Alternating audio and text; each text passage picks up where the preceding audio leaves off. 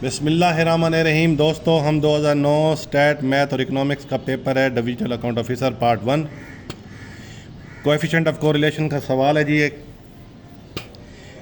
Question number 7 है, sales of a product between 2001 से 2005 were as follows, जिसमें year दिए गए हैं। ईयर इंडिपेंडेंट होते हैं, टाइम इंडिपेंडेंट होता है।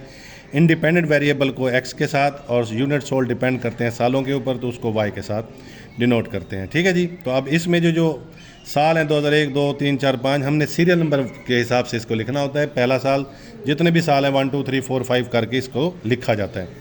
फिर हमें कहते हैं is there any correlation between the year and the number of unit sold. तो इसका मतलब हमने कोरिलेशन निकालना है इनका, यानी कोएफिशिएंट ऑफ कोरिलेशन निकालना है और बताना है कि ये नेगेटिव कोरिलेटेड है, पॉजिटिव है, परफेक्ट नेगेटिव है या परफेक्ट पॉजिटिव है। तो यहाँ पे हमने सवाल पहले हल कर लिया ताकि टाइम हमारा बचे मुश्ताक भाई के लिए। तो यहाँ पे एक्स वाई हमें दो वैल्यूज़ गिवन है। हमने according to the coefficient of correlation formula x square निकाला, वाई स्क्वायर निकाला और एक्स वाई मतलब एक्स और वाई की वैल्यूज़ को ज़र्ब किया। एक्स स्क्वायर वाई स्क्वायर आपको पता है कि इन वैल्यूज़ का हमने स्क्वायर लिया है। तो कोरिलेशन का फार्मूला है N sum of X Y मनफी sum of X sum of Y, आपस में टोटल में ज़र्ब करेंगे।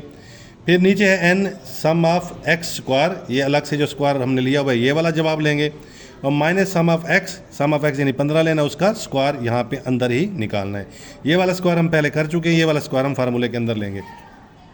ये जज़र मैंने हटाया हुआ है, ये ज़र्ब की सूरत में है जी। फिर इसी तरह ये जो एक्स की शेप में ये फार्मूला, इसी तरह वाई लगा देना है, N sum of Y square मनफी Y sum of Y square. ठीक है जी। अब यहाँ पे हमने एन लिया, 5 वैल्यूज़ हैं क्योंकि 5 लिया। सम ऑफ एक्स वाई हमने जो सम ऑफ एक्स वाई 212 निकाला है वो लिया। इसी तरह सम ऑफ एक्स 15 है और सम ऑफ वाई 78 है। इन दोनों को आपस में ज़र्ब किया, ये 1060 और 1170 आ गया। नीचे वाले पोर्शन में चले आते हैं। 5 हमारा एन है। सम ऑफ एक्स स्क्वायर जो हमने यहाँ पे अलग से स्क्वायर ईच 1 by 1 लिया था वो वैल्यू ली।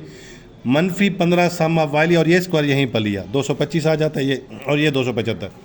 इसी तरह ज़र्ब में एन वही वाई के साथ है 5 सम ऑफ वाई स्क्वायर, ये जो हमने वाई स्क्वायर 1266 लगाया या निकाला, minus sum of y whole का स्क्वायर, सम ऑफ वाई 78, इसका स्क्वायर यहीं पर लेना है हमने।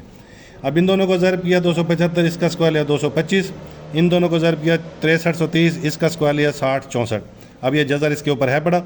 इन दोनों का फ़र्क लिया तो 110 माइनस का आया।